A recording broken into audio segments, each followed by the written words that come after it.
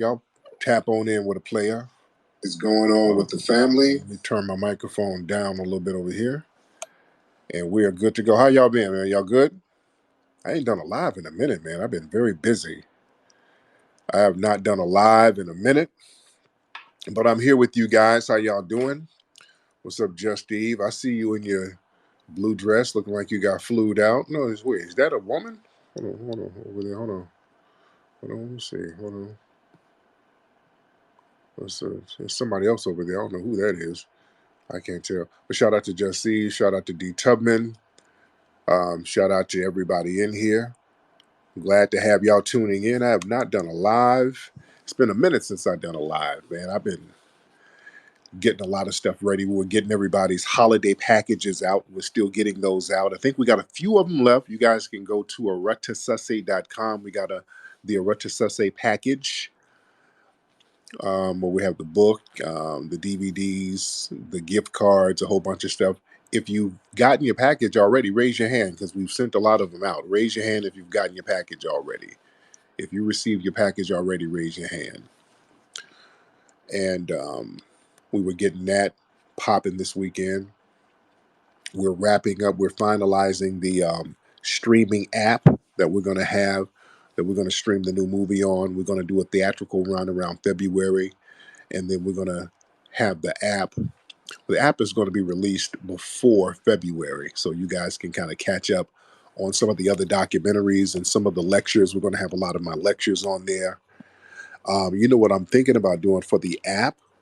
I'm thinking about doing Mac Lessons Reloaded and having it available on the app, guys. I'm thinking about doing a Mac Lessons Reloaded and having that available on the new streaming app. So we got a lot of good programming that we're going to do. That's going to be popping. And we're going to put more of the cartoons on. Oh, did y'all see the new game?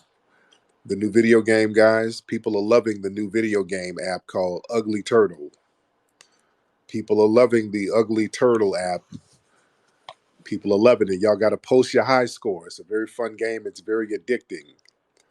My high score was like 2,000 and something. We're going to have contests this week. We're going to have some money contests. If people break certain high scores, we'll daily we'll give them like $50 or $100.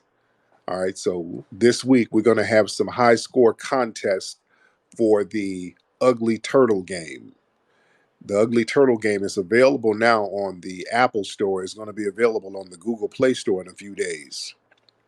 But it's already blazing on the Apple iPod, iPad, what is it? iPhone store, whatever they call it, the Apple Store. So it's popping on there. And like I said, we're going to have some high score goals. If a person reaches like 4,000 points on there, we'll give a prize. We'll do daily prizes. So download your Ugly Turtle game now. It's a very fun game. It's about an ugly plebiscite babbling turtle that's running through Baltimore, jumping over rats, women with restraining orders, malt liquor bottles, and police officers with plea deals. So it's very, very petty, but it's a very fun game, ladies and gentlemen. I got a whole team of developers. There was one game we were gonna get developed. I'm like, I don't want to be too petty. I had a game where I was gonna be clowning somebody, and the game was gonna be called Hungry Hungry Heifer.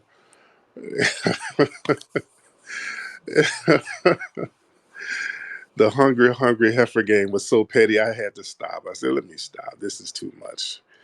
This is too low for me." I'm not going to receive any blessings if I put this petty shit out. This is just too low. Even there's a limit that I will go to.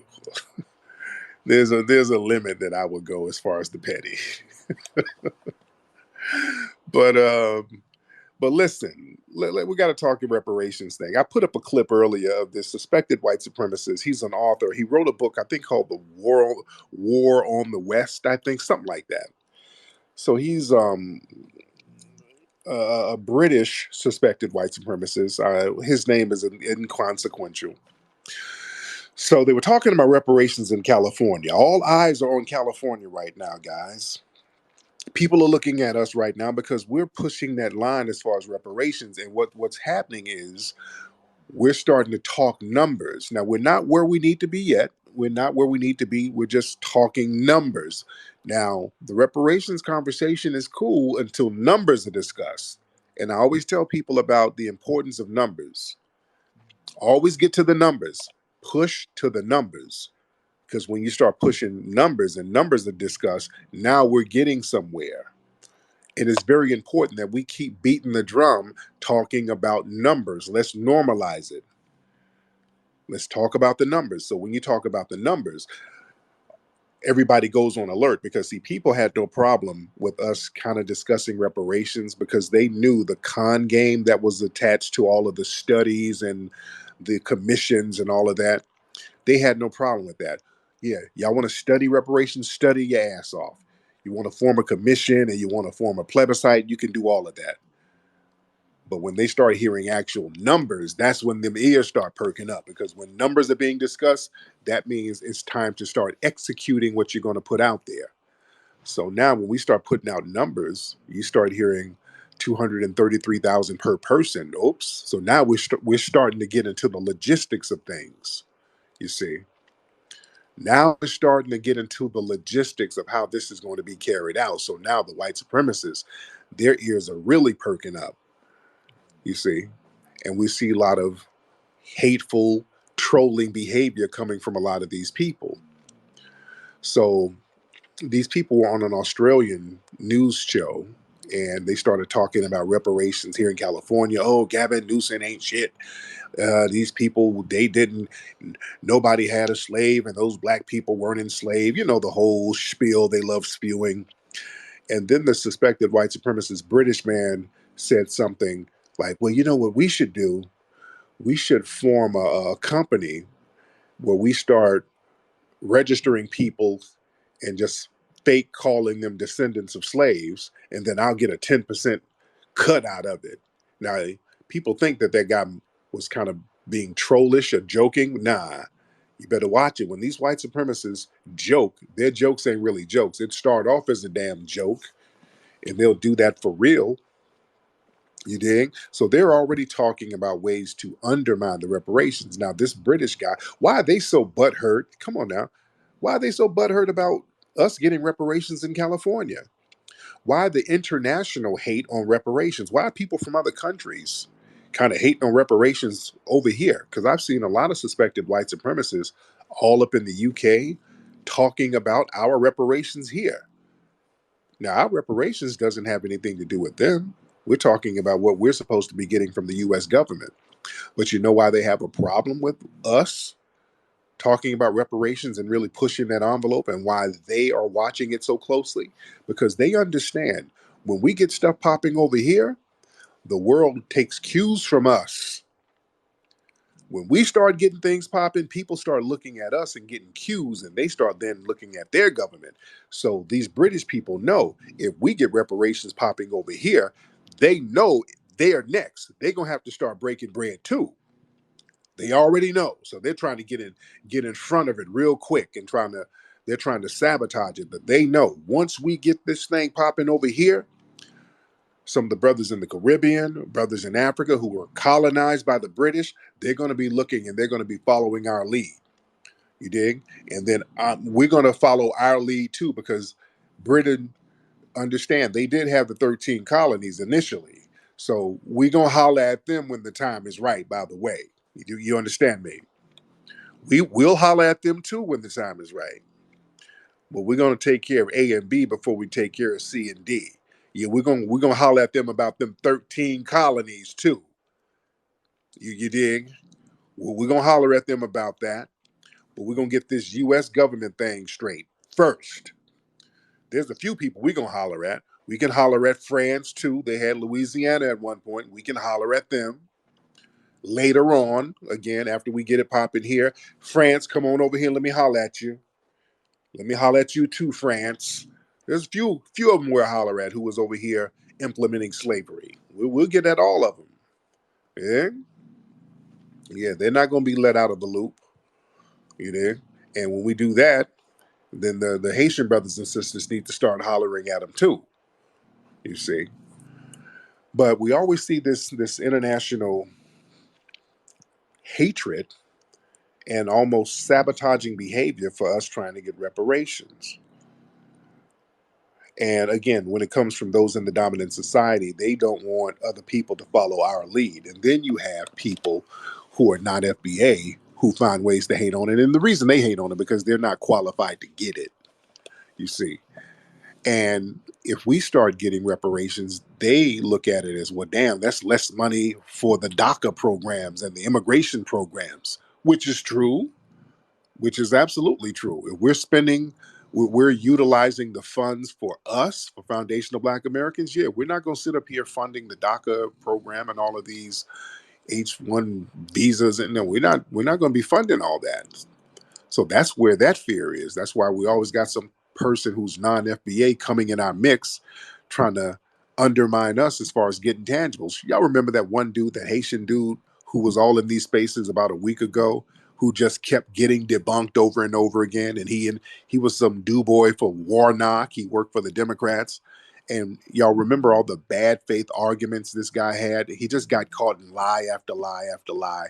And they send these people around us to basically waste our time, to spin our wheels and have us talking in circles with them, so we're not focused on what we're supposed to be getting. So we gotta cut out a lot of that time wasting that the dominant society send their trolls around us to do. That is a technique that they do to send people around us to babble and bullshit so that we can't get what we need to get, so we won't be focused. All right. Let me get some folks in here. We got a lot of people in here. So let me get some of the family in here. What's up, Juicy Genius? I see you. I see you. T.S. Giselle, I don't know. T.S. Giselle talking about he got flued out. Oh, Lord, I don't even want to know. Okay, let's get some folks in here. Let me see what's on everybody's mind tonight. All right, let's get Yo Auntie Like Me. What's up, Yo Auntie Like Me?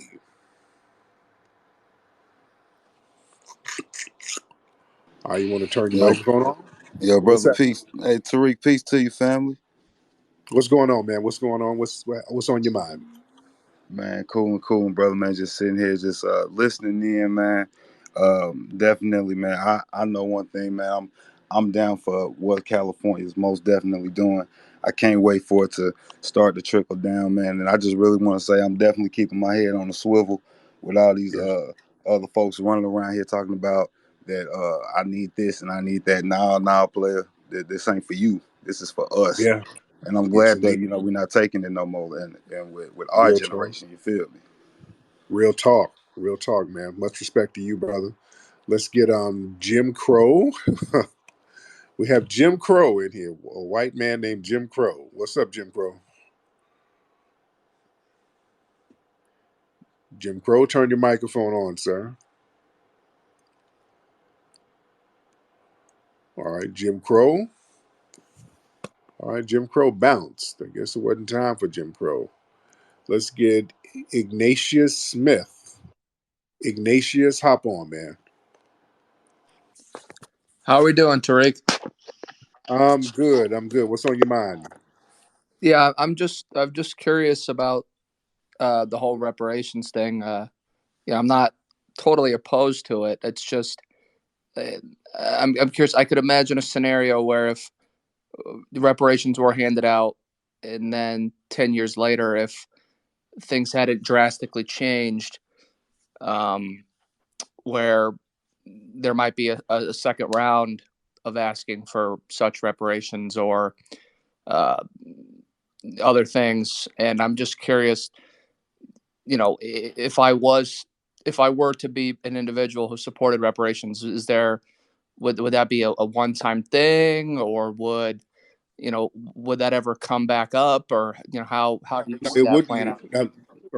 That's a good question. It would not be a one-time thing because the compensation it has to be continued, just like the Native Americans. They don't just give them a one-time thing; it's a continuous thing, and rightfully so. So we deserve triple that, because we actually built the country, and it wasn't a one-time thing when they were generationally enslaving our people and forcing them to give their labor to build the wealth. So they have to compensate us with the same thing they took from us. Now, where are you from? I hear an accent. Are you Irish? Where are you from? I'm from Missouri. Missouri. Okay. Okay.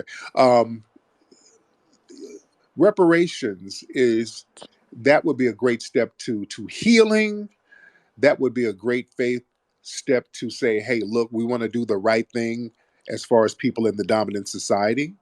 It will help the economy greatly, because right now there's a psychic, real perverted, um, um, intangible benefit that the dominant society gets for knowing that black people are just having it stuck to them. We're not getting anything, so you're sticking it to the black people by denying us something, and that's really that is not benefiting anything. Denying us our reparations, it where you're paying us directly, because what happens is you're already paying a form of reparations when you have to pay these police officers to give them these militarized weapons. That's where the reparations money is going, in order to keep us subjugated. So instead of throwing money away for psychic satisfaction of seeing black people abused, because we're not taking the shit and we keep rising up against it, which costs more money, and that's more money that can go to reparations. Just do the damn right thing and give us the money we're supposed to get, and let's have a peaceful, equitable society. Wouldn't that make sense? It does, but so I mean, you think if reparations were handed out, that the black crime rate, which is, Tariq, I'm sure you know this, it's disproportionately per capita very high. I mean, you think it would come down, just that simple fact of Okay, reparations? well, I mean, okay, so why is the black crime rate so high? Let's get into it. Let's find out. Why is the black crime rate so high? well, I'm curious what. I think there's a multitude of factors. Like what? Like what? Well, I mean, obviously, you're growing up in decrepit neighborhoods, poverty, cycle of poverty, things Oh, like that. But so I don't think. why do black people grow up in decrepit neighborhoods and cycles of poverty? But I don't think you could ignore things like, uh, you know, uh, the glorification of violence in the community, and which I'm Tariq. I'm sure you're probably not the biggest fan of rap music, right? It's almost a little degrading to the black community, where gang violence, bitches this, bitches that, talking about your own black woman, and Right. uh, gangs and money and strippers and killing So people, why do so? Okay, let's slow it down, because I want to unpack everything you're saying, sir. So why do black people have to depend on rap careers where they degrade themselves and they get millions of dollars by white companies to do so? Why do they have to do that? well, white companies is one way to put it. But well, I don't Why? know. That's a legitimate question. Why do white companies give black people millions of dollars to degrade themselves? Well, I know that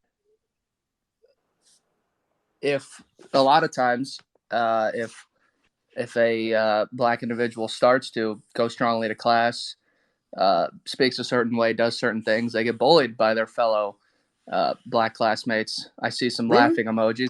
I think we all know this is true. Well, The I speak a certain white, way. I'm articulate. I'm a pretty smart dude. Nobody ever bullied me for being a smart guy, and other people like me.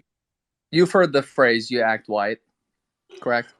Yeah, that has nothing to do with articulation. Charles Barkley acts white, and he's some of the one of the most inarticulate Negroes on the planet. So he acts white, and he's not articulate.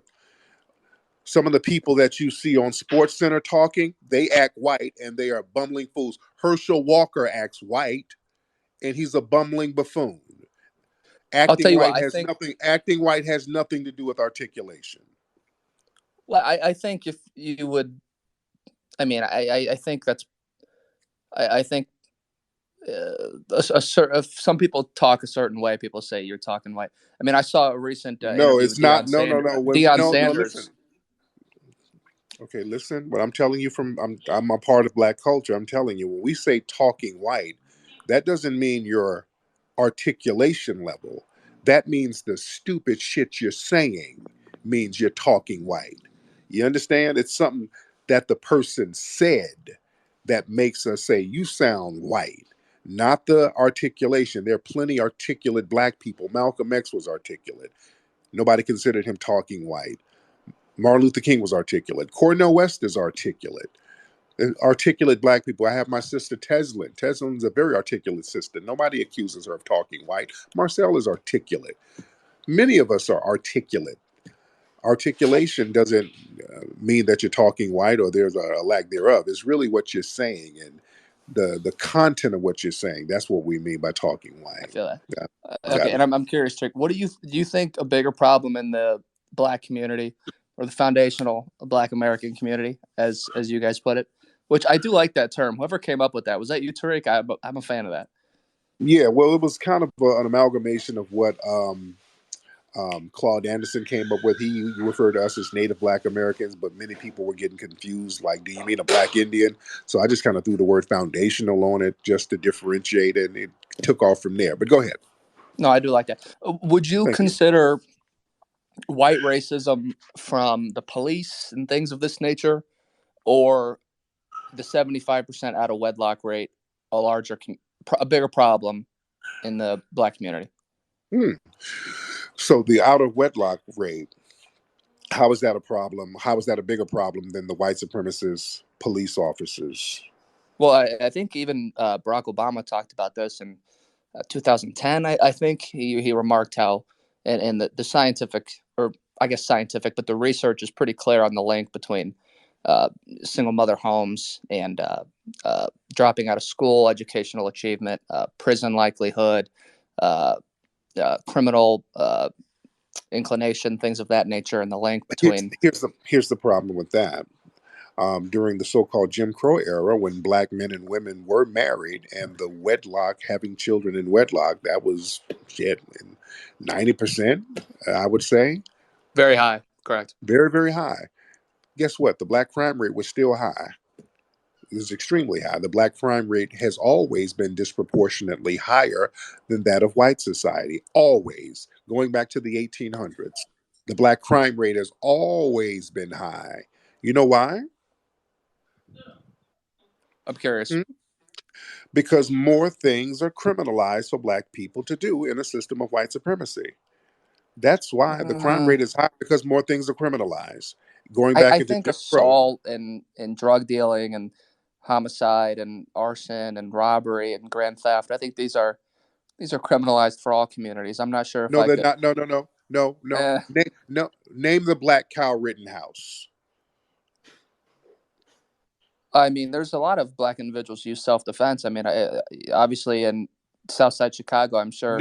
Name a black person who went to an area planning on shooting somebody and saying that they were going to shoot somebody on video, and they had a court system bend over backwards to say that they were self-defense. Name any Well, black I person. think Kenosha is about a 90% white community, and his father lived there and he worked there.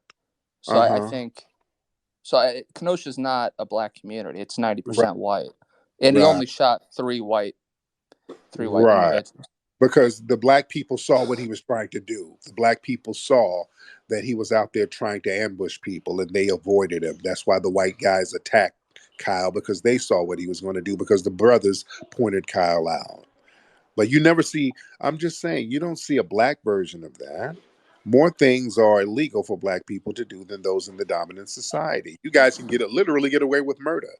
So you think the higher crime rate is simply because More the things are criminalized for attention is black paid people. there? More things are criminalized for black people. You say drug dealing. Crystal meth is the biggest drug in the country. They don't criminalize crystal meth, sir. They let y'all sit up there, smoke it, sell it all over the place. They're not filling the prisons with white meth addicts and dealers. More things are illegal for us to do, but black people with weed are lining up the damn prisons. They got black people in jail for years for weed. More things are Uh, criminalized for black people. That's all, because blackness, they've criminalized blackness itself. So that's why the crime rate is high under a well, system of supremacy, right? didn't you see the thing with Joe Biden's executive order releasing marijuana possession, nonviolent criminals from federal prison? There was many articles that it only ends up releasing about 10 people because there's so few locked up for simply possession. The majority of the times it's pounds and distribution selling. There's not really. I'm pretty sure But it's that it's and it's that I not think really just they had a joint, and And I think that was for the federal level people, but and most of the people that's locked up are on local level. So that's there was a correct, local and state, yeah. yeah. So nobody fell for that game. That was a whole con game and finesse game within itself. So that was a hey, let me help you, let me show blacks I'm doing something for blacks. I'm letting a couple of weed dealers out, and we didn't fall for that bullshit, man. But I'm Again, curious, so you really don't think that like Southside Chicago is, or Baltimore is more violent than Burlington, Vermont, or any of these, as you would say, white neighborhoods? I mean, you think that's simply an illusion, a white supremacy construction, where Baltimore or Southside Chicago, it's not objectively more violent than these other communities? I mean, I find that hard to believe. You really think that? yeah, no one in the history of mankind is more violent than the white supremacists. I mean, the white supremacists, they commit whole genocides. They don't do that in Chicago. The white supremacists, they've wiped out millions of Aborigines in Australia. All of the Tasmanians, they wiped out thousands and thousands Well, of I'm people. talking about today in America. And we're talking about today all over the world, sir. This is what they do. They wipe whole groups of people out. Nobody is more violent than a white supremacist, sir. And then we have a so called police force or police agencies around the country that have damn killers in there who are getting into these agencies in order to have a green light to kill people with impunity. And usually these people are black. So nobody's more violent than the white supremacists. We can't talk about some people in Chicago and in Baltimore because their violence, it's based on systematic white supremacy and economic deprivation. Anytime you put a group of people in a situation where there's economic deprivation, there's going to be violence that has nothing to do with race. You understand? I do, but why? I suppose you'll answer that it's the system not looking and criminalizing their actions. But Right. the crime rates in a poor, beat down West Virginia in terms of violent crime, Hmm. much less comparably to uh, similar economic levels of black neighborhoods. Well, But you know I'm why? sure. West Virginia, if there's a person in danger and they're poor, the police will come and help that person. The police will go and help that white person who's in danger. In black neighborhoods, we don't get police services. If a black person is being threatened or if a black person is in danger, nobody protects a black person at all. So black people unfortunately end up having to protect themselves, and then that becomes black on black crime. Because when we talk about criminal activity in certain black neighborhoods, it's not two drug dealers going at it. Usually somebody's defending themselves from a criminal because the police won't do it. The police are infamous for not rendering real services for black neighborhoods. Black people don't want to get robbed in poor neighborhoods. They're just because a person is poor, that doesn't mean they want people breaking into their homes. The police ain't doing nothing to stop the criminal element. So unfortunately, a lot of black people have to take the law into their own hands, and then that becomes a black on black crime statistic. So the problem is resource deprivation, systematic white supremacy, and that's further reason why we need reparations so that we can have our own police agencies out here policing our own neighborhoods. Wouldn't that make sense? It does, but what do you say? And I'm sure you'll say it's the system that's important. But in a majority of these all black cities, or black neighborhoods of the cities, sure, vast majority, oftentimes the majority of the police officers are of color. So No, and I'm sure you'll say it's the system, right? no. You thought you were being real slick by saying of color. They're not black. All right, and Well, I you didn't knew want to not say to, black because right because sometimes you say black and no can be taken no as because no, offensive. it's not true because most of these people on the police force in these cities are not black. That's why you said of color. Now, are they of color? Yeah, yeah, but a lot of these people of color are anti-black themselves. You So understand? it's So not white supremacy as much as it's anti-black. that's what it is. It's anti-black, and it's still white supremacy because these other people of color who you're talking about, most of them classify themselves and they identify as white. You understand? I don't. I mean, the city close to me, there's a lot of black policemen. And what city you in? Close to St. Louis. Close to St. Louis. There's a bunch of white officers out there. In Ferguson, we had a whole big thing out there years ago with the whole Mike Brown thing, with all of those white officers out there killing people. Well, the white officer who killed Mike Brown, um, it was full of white officers out there. Yeah, you have some black ones, but yeah, most of those officers are white out there. You understand? Yeah, but it is worth noting Barack Obama's DOJ, Tariq, you know this. Barack Obama's DOJ did do a thorough investigation, and their Uh huh. conclusion was now maybe you don't like Barack Obama, maybe, but I know y'all do the same thing. Eric Holder, they did a quote unquote investigation and they just went along with the program. Eric Holder is a non FBA, comes from an immigrant background. So is Barack Obama. What is that saying? These guys are maintaining and upholding the system of white supremacy. They didn't punish any white supremacists for harming a black person while they were in office. So bringing them up, that's a non sequitur. Their job was to not punish any white people. They didn't do anything, and more black people were killed under the Obama administration than every black person who was killed in Jim Crow combined. We were getting slaughtered under Obama, and he didn't do anything about it. That's why white people really didn't have a problem with Obama. This fake objective thing about Obama, they didn't have a problem with Obama. Obama helped maintain white supremacy. they were getting slaughtered by other whites or by the By crime in the whites Chicago. by whites and law enforcement. And the white people and the white folks in law enforcement weren't getting punished for it because see, the black people who kill people in Chicago, they go to jail. You see, that kind of deters other black people from doing that. The white people who were killing black people, none of them got punished. So do you think that's a just society? Now, when you talk about police killings, do you so when you see the flat numbers, when you see police killings, do you consider the killings in which black individuals are armed with guns and knives and in altercations with police and lethal force is used? Do you see that as an injustice, or do you only consider unarmed as the injustice, as the killings being slaughtered?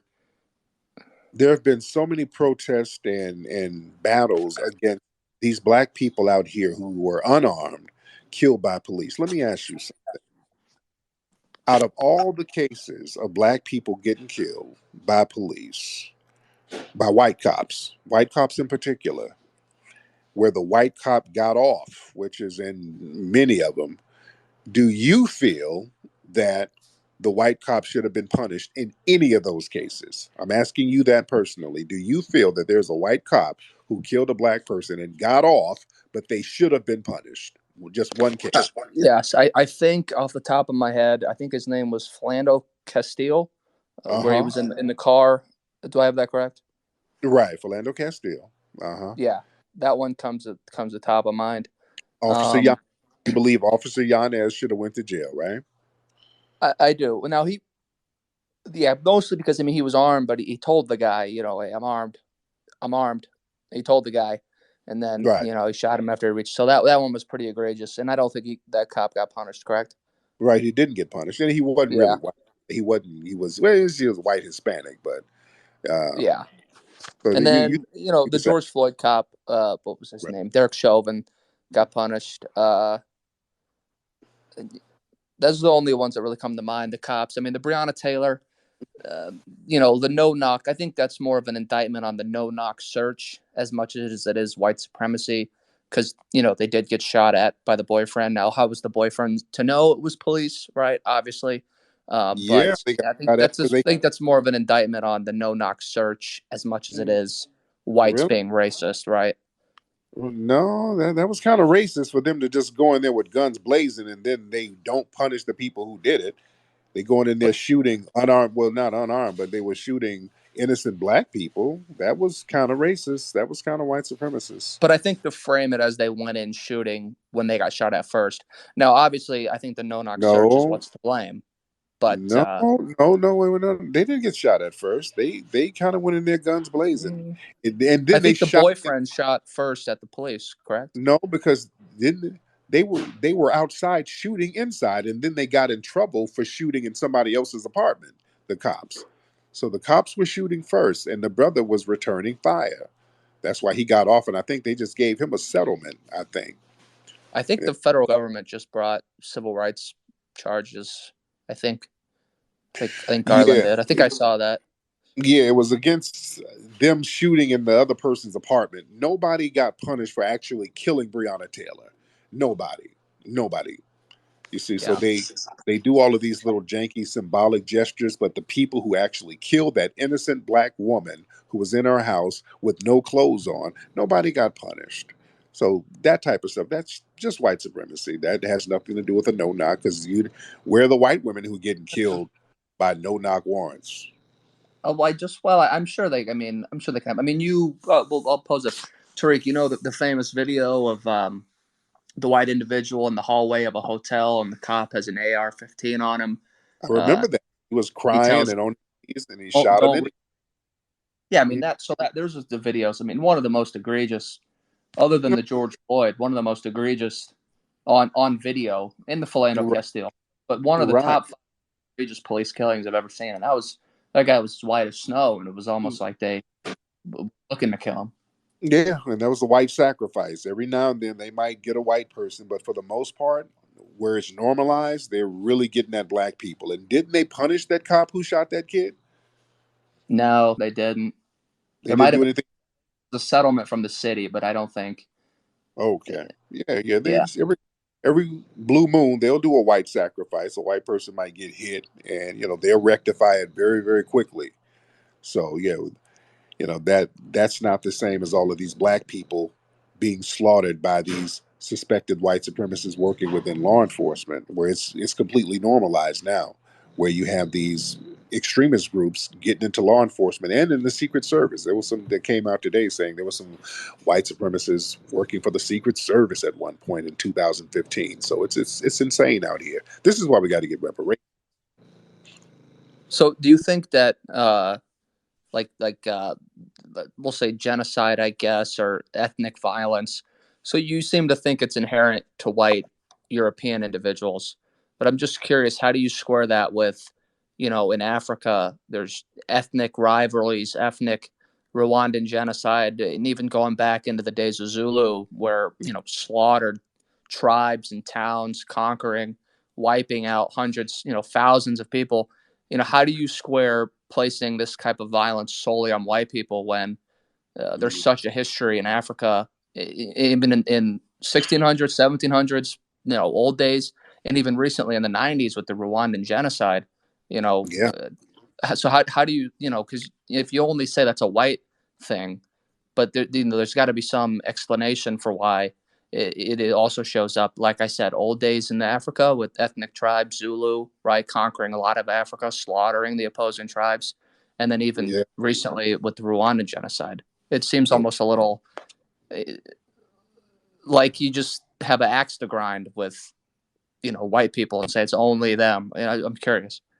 Okay. Well, number one, you just made up a whole narrative. I've never said it was only white people. And I don't have an axe to grind because you just created a whole narrative that I've never said. I've never said it was only white people who were committing genocide or violence. So we got to be very careful with not projecting as far as what's going on in.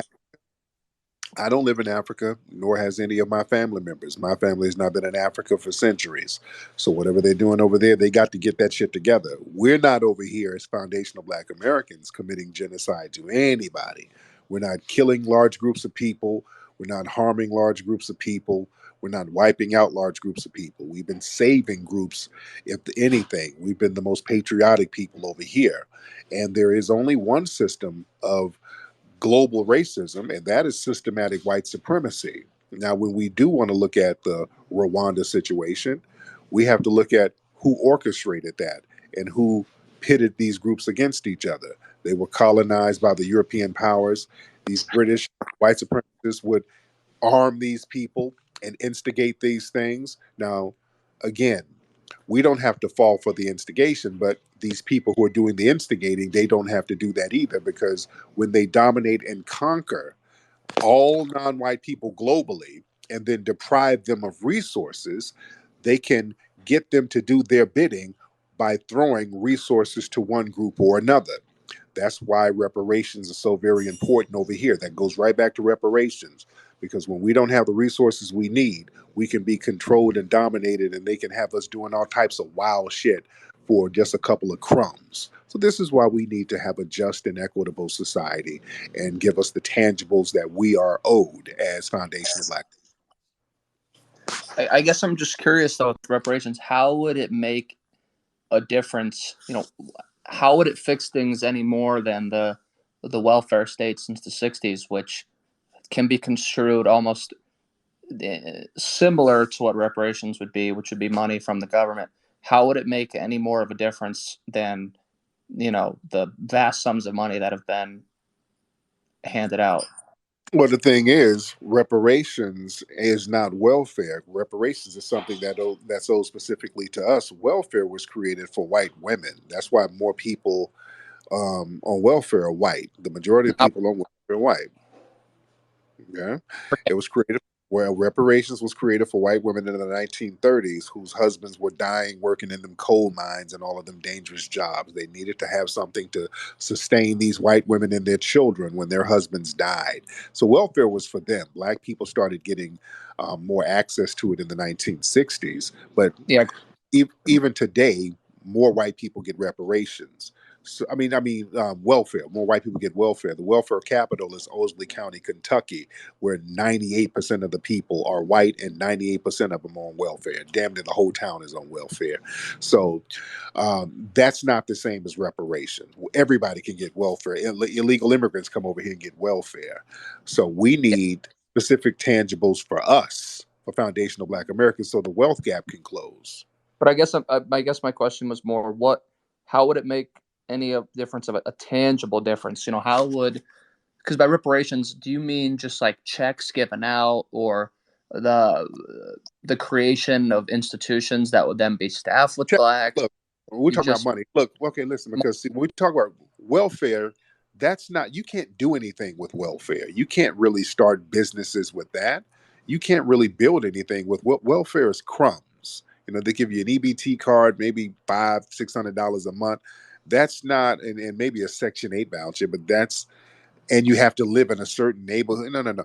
That's, you can't really build anything off that, and you can't really transfer that wealth to the next generation. Welfare is just crumbs.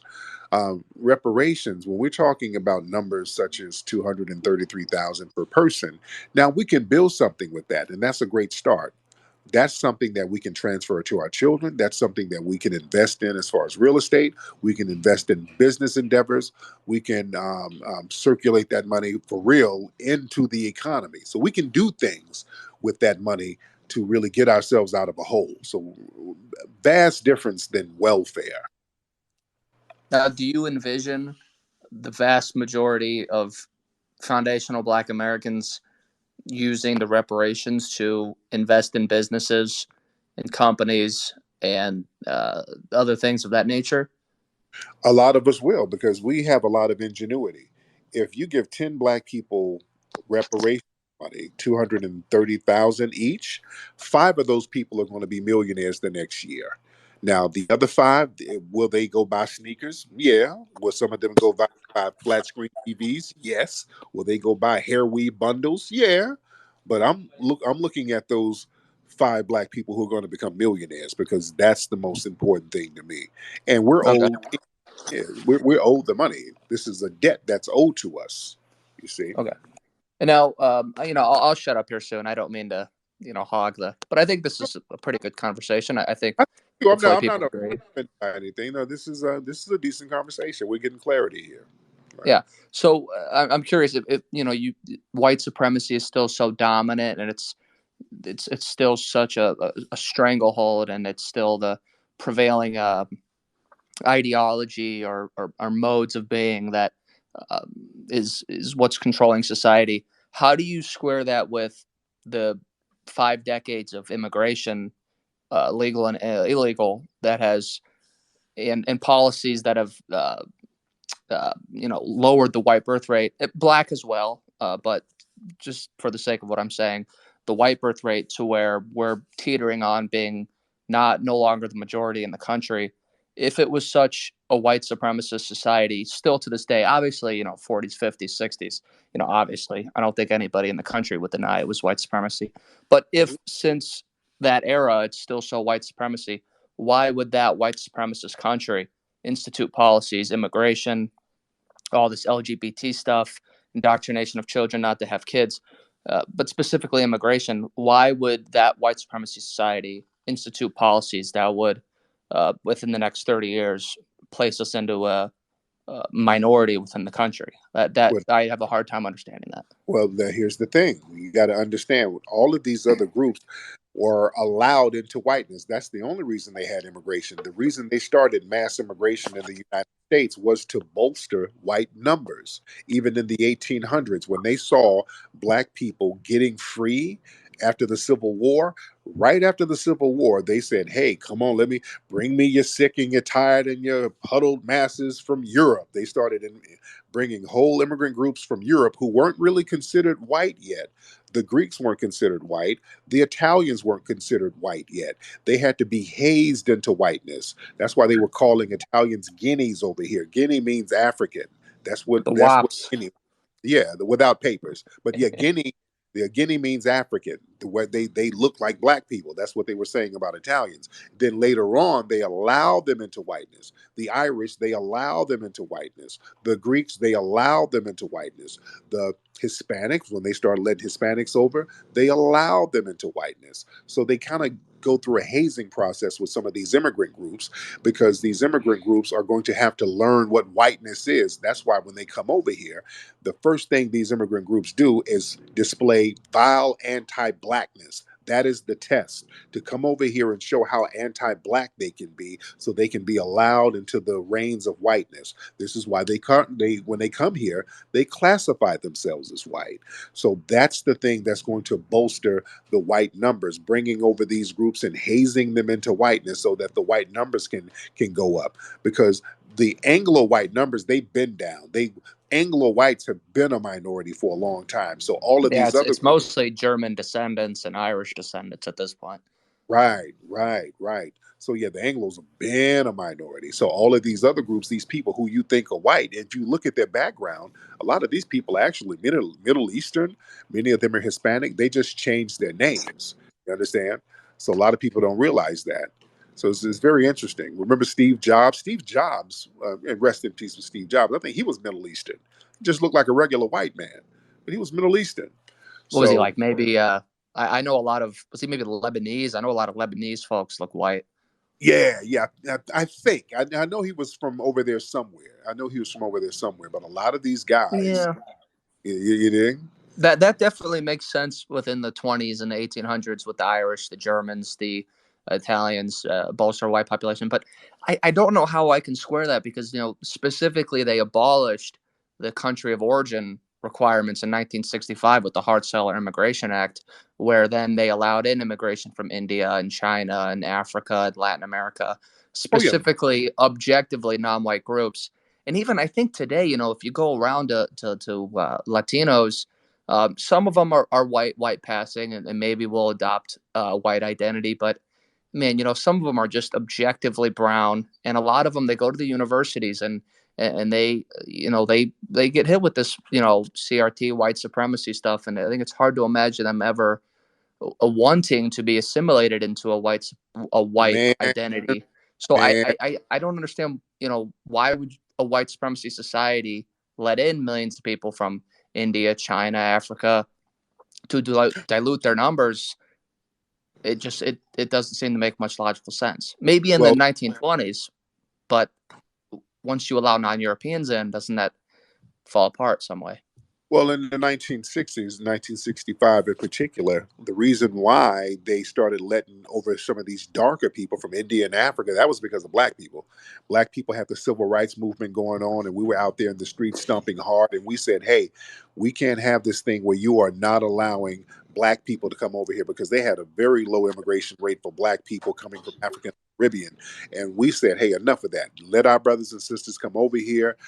We got civil rights. We want to have the same kind of rights for these immigrant groups. So that's when they started coming over here in significant numbers. And after a while, they started using some of these groups as buffer groups against us. The white supremacists figured, okay, if we let all of these black people in here, let's pull some of these immigrant groups to the side and tell them that they're somehow better than the foundational black Americans here. And we can use these black people who are non FBA, we can use them to do our bidding. And that's when they started letting a lot of these non FBA people run these black organizations. If we look at Black Lives Matter and certain other organizations, a lot of these people are non FBA, especially now. A lot of these black groups that you see are these black organizations, and hell, the black A lot of politicians. Jews. You know, I'm talking about black folks. I'm talking about the black people who you think are black, but they are, or who you think are foundational black American, and they're not really foundational black American.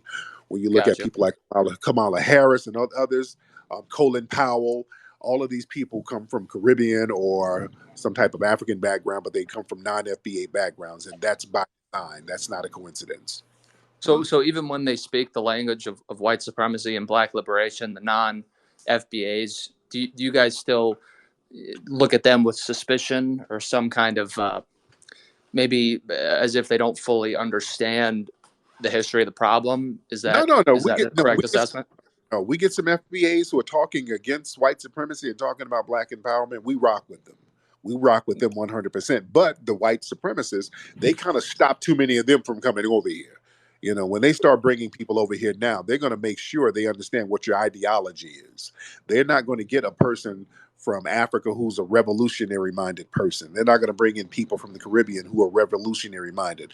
They're going to screen them and make sure that they're going to toe the line for white supremacy for the most part. Now, you might have some second generation brothers and sisters who are born here who might be on the same wave as us, but who they're bringing over now, it's not really people who are going to buck the system.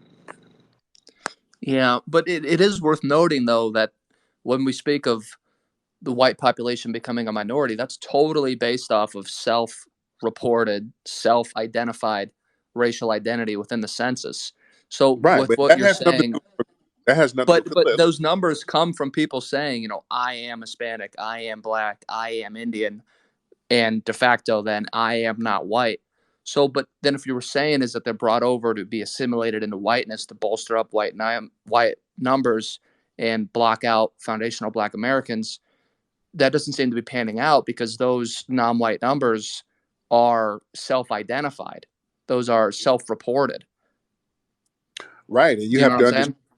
But a lot of the Hispanics who come over, even though they might be brown, they classify themselves as white. For example, you mentioned Puerto Rico. Puerto Rico, over there in Puerto Rico, 80% of the people classify themselves as white, and they're darker than me. You have In Asians Puerto who Rico or come. in America? I'm talking about in Puerto Rico. In Puerto Rico.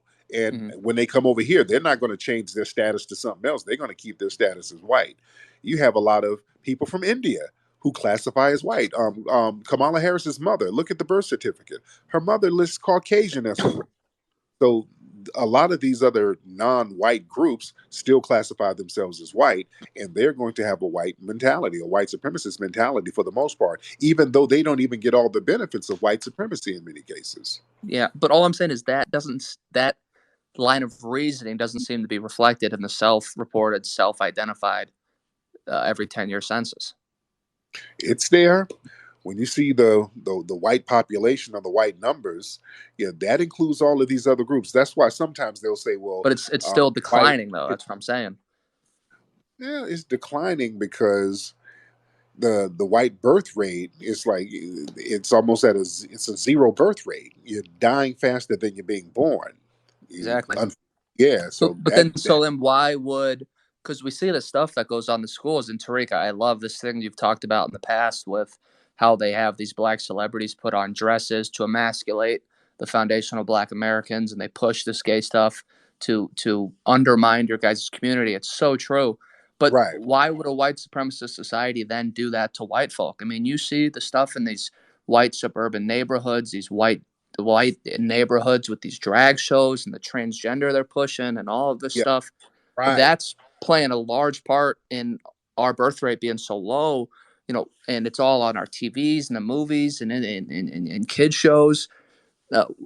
Why would a white supremacist dominated society ever push that?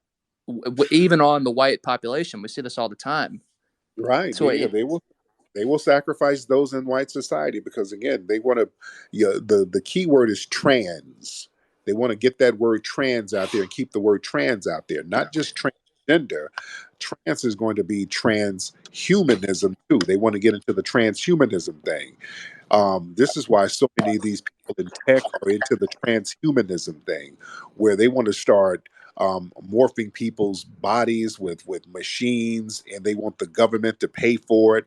The, they're talking about all of these sex changes and all of these things, and they want it to be normalized so that the public will start paying for this stuff and they can better control people. When they start linking people up to machines and computers and all of that, you can control the population better. The name of the game is to always control people, and unfortunately, they want to control white society too. That's why y'all shouldn't be on that going along with white supremacy thing, because that's been somewhat of a con game too. You have the white supremacists on top telling you you have a more of a camaraderie with me, so let's join together to dominate those dark people over there. But the well-to-do elite white people are dominating the middle class and the poor whites as well. All of it is yeah, all about control. But the thing but is, y'all go along with that. I agree with but I agree with the control. But wouldn't that then lead credence to a narrative where, well, maybe it's not totally about these people on top of the society, and let's be honest, the people that are controlling most of the levers of society, they're not white Anglo-Saxon Protestants. They tend to belong to a different tribe. But wouldn't that lend credence to the idea that the people on top, the elites, financial sector, media, banking, Hollywood, corporations, you said they're mostly interested in control. So wouldn't Hmm. that lead credence to the idea that it's not them against black people, it's really them against humanity, it's really them against people, it's really them against free individuals, and then maybe our communities should stop being at each other's necks, and we should look each other eye to eye and say, they're the enemies of humanity, of people, they want to control us. Let's not be pitted against each other going over things that happened 400 years ago of ancestors we didn't know. And even like you said, most of the people here today are immigrants from late 1800s, early 1900s. Most of the white folk here today, they can't trace an ancestor back to slavery. So wouldn't we say then, maybe we should lock arms, and we can talk about things that did happen to the black community that play a role in the economic situation, crime rate, right, things like that. But really the main enemy then would be these people who want to control the population, no matter the race, who steal our money, who start these foreign wars, who ship the jobs overseas, who hollow out neighborhoods, and we should, come together in some sense Well, against that class. all right, but the thing is, when my people were enslaved and their labor was used to build the wealth of the country, all the white people benefited from that wealth and our labor, and they had no problem with us being subjugated. Even the ones who came over from other countries, they heard about all of this wealth that was over here. And they heard about something called whiteness, and they said, if you come over here, your whiteness will be monetized, and you can come up off the labor of these black people who were subjugated. And people from Europe said, sign me up. Which boat do I take to get over there? So they knew what they were getting into. And if you come over and you receive a debt, you still owe on that debt. If we want to have a society where we lock arms, lock that check in my hand and then we'll lock arms first. You understand? Let me get that check first and then I'll lock arms. Purse first, ass last. We're owed money. And everybody who came over here and everybody who was here before benefited from foundational black Americans being enslaved and building this country from the ground up. So we have to be compensated for that. Then we can talk about kumbaya and breaking bread. Wouldn't that make sense? It does. And I don't mean kumbaya, but, because obviously, naturally, tribalism's a real thing. You'd Right, agree. right, So I don't think you're ever going to have, 100% of blacks, 100% of whites, holding hands, singing "We Are the World" Michael Jackson style. I think that's, right. a And Disney view of the world. also, not Um, it's not we're at each other's necks. The white supremacists are on our necks. Black people are not on the necks of the white society. We're not on their necks. We're not subjugating anybody. We're not mass incarcerating anybody.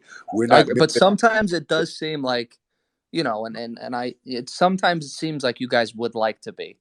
That's the sometimes That's it seems like that's a there's a kind of vengeance that is almost sought that's to called be a projection. realized. That's a projection. Because if you've done detrimental things to a group of people for so long, you instinctively think, wow, these people are going to do the same thing to me one day. And we don't think like that. We just want our money, and we just want justice, and we just want to do our thing. So whatever you're doing, that's called a projection. We need the money that's owed to us. This whole thing.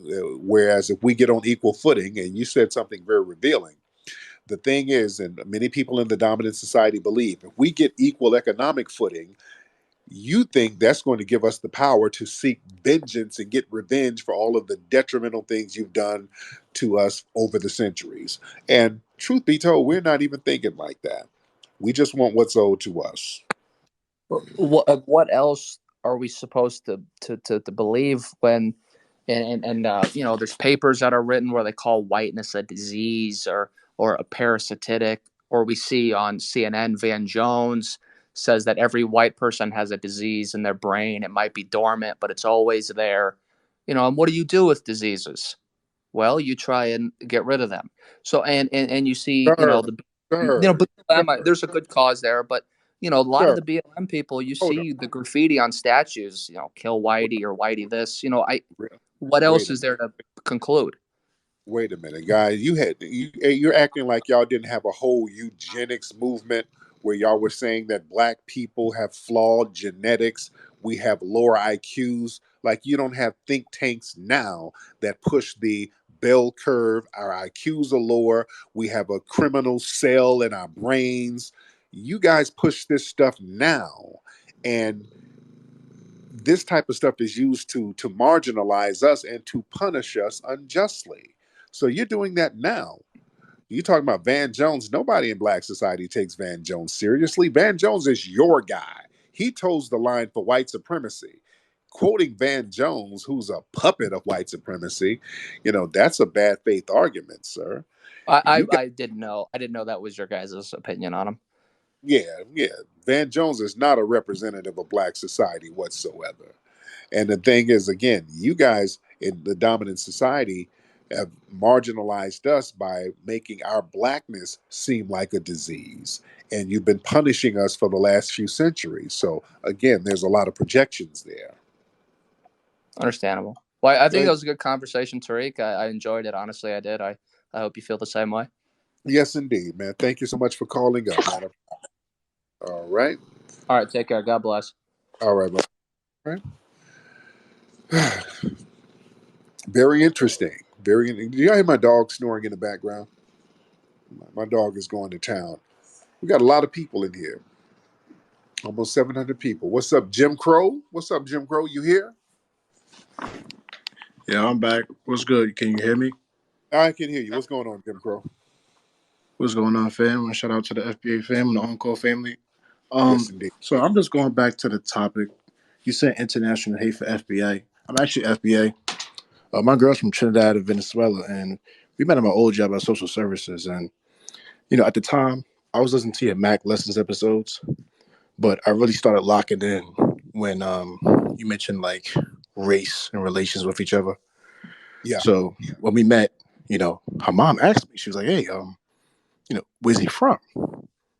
And I was listening to your content, and I was taking like the opposite pill, right? Like the Matrix. I wasn't aware to what was going on. Like this, because we don't teach this in FBA households. A lot of us Right. we like to keep a blind eye on this shit. So when the question hit me, I was like, "Yo, where she think I'm from?" She's like, "Oh, she thought you was Caribbean." I'm like, "Nah, I'm American." Because in New York, 9 times out of 10, look at a brother, most likely he's non-FBA. Right. Right. But I just had one last question. I bought the book today, and in the book you mentioned Dred Scott versus Sanford. What can we do to rectify that law? Well, here's the thing, because they said that they rectified it by making all people citizens, but the thing is, it's now a common law, and that's the problem. So, common law is something that's not. Hold on, let me get you. I'll do this off thing. Hold on, because I hear an echo. But the thing is, family, we got to understand the Dred Scott decision, which basically says a black man has no rights that a white man is bound to respect. Even though they've changed the wording on documents, it's still practiced in common law. So it's an understanding among those in the dominant society. When we go into a courtroom or we get into a situation where it's a white person against a black person, they're on code and they practice the common law without writing it down. It's just an understanding that, hey, this we don't have to punish this white person in favor of this black person. We don't have to protect this black person's rights for this white person. That's why when we see situations where Karens are harassing black people or harming a black person, and then the police show up and the police is up there siding with the Karen, they're practicing the common law of the Dred Scott decision. Even though they'll tell you one thing, well, we don't have enough evidence. Well, there was no witnesses. Yeah, there was witnesses. There was a camera right there.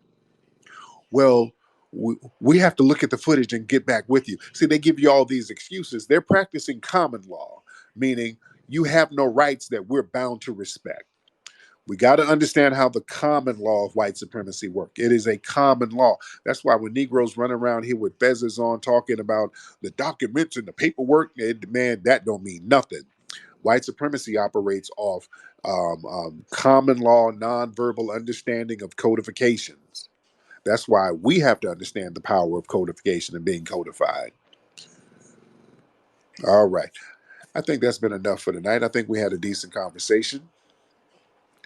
Listen, family, go check out the video game if you have iPhone. The new game, Ugly Turtle. It's a very exciting game on the Apple Store. It's going to be on the Google Play Store in a couple of days. But the new game, Ugly Turtle, is a phenomenal game, a very fun game. Y'all check that game out right now. Also, go to arutisussy.com, ARUTISUSE.com. We got the Arutisussy holiday package. Remember, we're going to be celebrating the Arutisussy holiday, Arise Day, December 24th. We're going to be trending that. Everybody on December 24th, use the hashtag Arutisussy. We're going to be celebrating that foundational Black American holiday with our own customs and culture. It's going to be a history-making moment. Um, Again, go to arutisussy.com for more information about that. Anyway, guys, I think we had a great constructive conversation tonight. Afro Elite, I see you down there, player. Juicy, I see you. Teslin, I see you. Sir Major, I see everybody in here. Much respect for everybody for tuning in.